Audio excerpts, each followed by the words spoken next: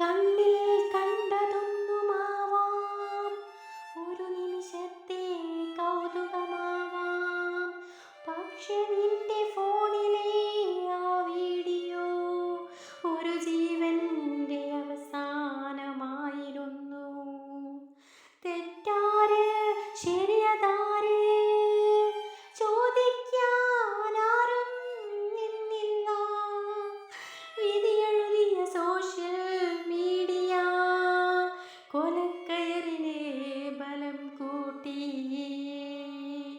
വാക്കുകൾ അമ്പുകളാകുമ്പോൾ, ചിരികൾ പരിഹാസമാകുമ്പോൾ,